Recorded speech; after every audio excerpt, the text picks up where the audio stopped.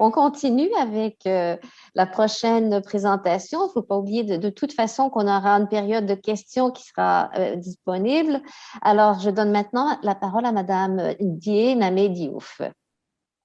OK, donc voici la présentation du Sénégal. Et vous voyez, donc, je vais présenter sur 4 points: le contexte, l'état des lieux de l'alphabétisation fonctionnelle à l'ère du numérique, les contraintes et les défis. Donc, je donnerai la population estimée à 16 millions au Sénégal en 2020, où nous notons des disparités dans les zones rurales et urbaines, surtout entre les hommes et les femmes. Parce qu'au Sénégal, l'analphabétisme est féminin et vous constatez que les 54,6 donnés en 2014 est constitué de majorité femme, 73%. Donc, le Sénégal est interpellé dans le cadre du processus de transformation structurelle pour une meilleure contribution de l'alphabétisation fonctionnelle au développement des ressources humaines.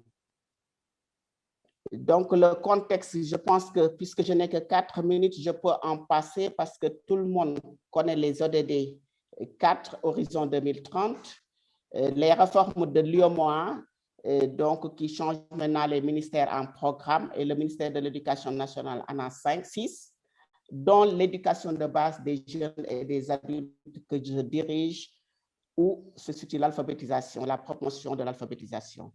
Il y a l'agenda 2063 de l'UA, la stratégie continentale de l'éducation 2016-2025. Maintenant, particulièrement au Sénégal, de nombreuses avancées sont en train d'être réalisées par l'État et ses partenaires au développement à travers des programmes et des projets initiés. Je peux citer entre autres le PAP 2A du PSE, le Plan Sénégal émergent, qui s'engage à combattre sous toutes ses formes l'analphabétisme qui constitue un frein au développement et particulièrement à l'épanouissement des femmes et des populations en milieu rural. Au niveau de l'éducation nationale, nous avons le paquet, le programme d'amélioration de la qualité, de l'équité et de la transparence avec 3 axes. Et ce paquet est en train de mettre en œuvre la lettre de politique générale sectorielle. Nous avons, au niveau de la direction de l'alphabétisation, développé un programme qui est étendu sur les 14 régions du pays, qui s'appelle le PNEPJATIC, je vais y revenir.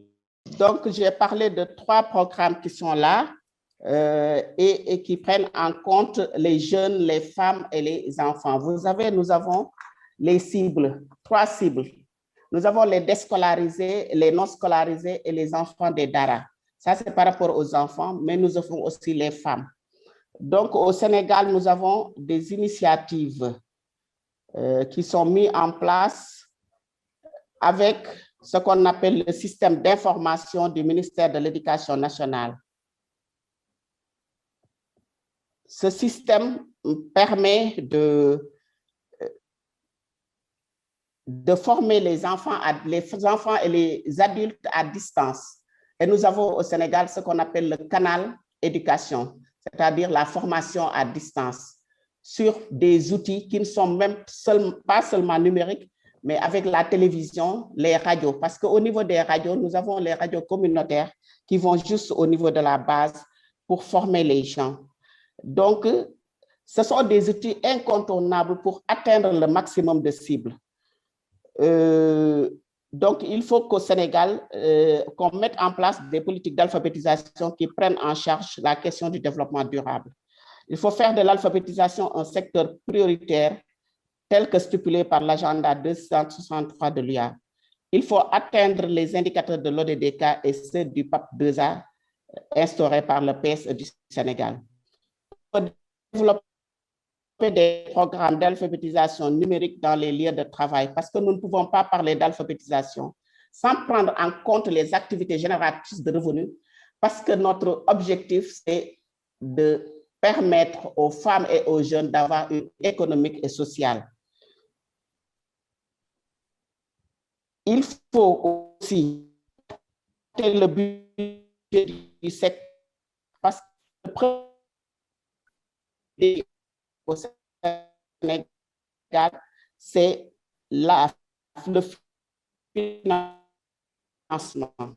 Donc, il faut porter ce financement à au moins 3% du budget de l'éducation.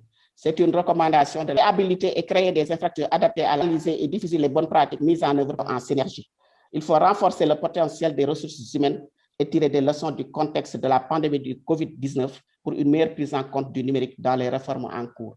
Donc, l'essentiel qui se fait au Sénégal, c'est autour du numérique que nous allons en tout cas instaurer avec le canal éducation, mais aussi avec un programme